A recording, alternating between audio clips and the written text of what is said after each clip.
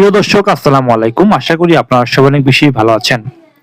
আপনারা জানেন ২০২৪ সালের ৫ই আগস্টের পর থেকেই আওয়ামী লীগের যে কার্যক্রম রয়েছে সেটি নিষিদ্ধ রয়েছে। কিন্তু বর্তমানে ভারতে যে বর্তমান প্রধানমন্ত্রী রয়েছেন নরেন্দ্র মোদী, তার আশ্বাস এবং তার সাথে যে একটি তারেক রহমানের কমিউনিকেশন হয়েছে, সেই যোগাযোগের মাধ্যমে আওয়ামী লীগের উপর যে নিষিদ্ধ যে কার্যক্রম সেটি প্রত্যাহার করার জন্য একটি চাপ প্রয়োগ করা হয়েছে এবং কূটনীতিকভাবে একটি সমাধান করার চেষ্টা করে যাচ্ছে।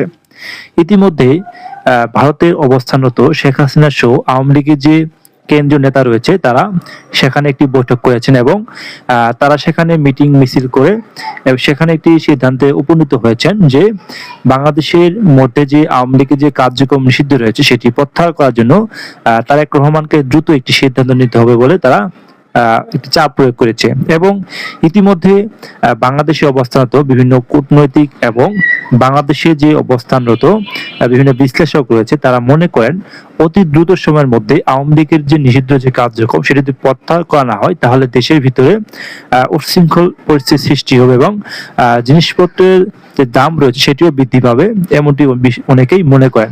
এবং অনেক বিশ্লেষক মনে করেন অতি দ্রুত সময়ের মধ্যে যদি আওয়ামী লীগের যে নিষিদ্ধ যে কার্যক্রম সেটি প্রত্যাহার করা হয় তাহলে বাংলাদেশের জন্য গণতান্ত্রিক পরিবেশ এবং আমেরিকা বা গণতান্ত্রিক যে দেশগুলো রয়েছে তাদের সাহায্য পেতে হলে অবশ্যই নিষিদ্ধ যে রয়েছে পয়েন্ট সেটি প্রত্যাহার করতে হবে।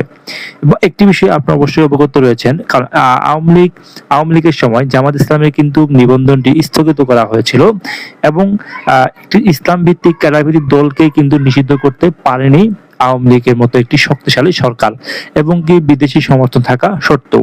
কিন্তু আওয়ামী লীগ একটি গণতান্ত্রিক দল এবং একটি প্রগতিশীল দল, সেই দলকে নিষিদ্ধ করে এই দেশে রাজনীতি হবে এটি গ্রহণযোগ্য হবে না এবং এদেশের এবং বিদেশে যে অবস্থানত যে সকল কূটনীতিক রয়েছে তারা এটি মেনে নেবে না। এবং অনেকেই মনে করেন এটি দ্রুত সময়ের মধ্যে সমাধান হবে এবং আওয়ামী লীগের কার্যক্রম ফিরে পাবে এবং রাজপথে গণতান্ত্রিক লড়াই চালিয়ে যাবে বলেই অনেকেই মনে করেন। এবং বর্তমান সময়ে যেসব ক্রাইসিস তৈরি হয়েছে সেগুলো অতি দ্রুত সময়ের মধ্যে সেটি উত্থান থেকে উত্তরণের জন্য অবশ্যই আওয়ামী লীগের একটি ভূমিকা প্রয়োজন, কারণ বিশাল বড় সংখ্যক আওয়ামী লীগের জনগোষ্ঠী রয়েছে।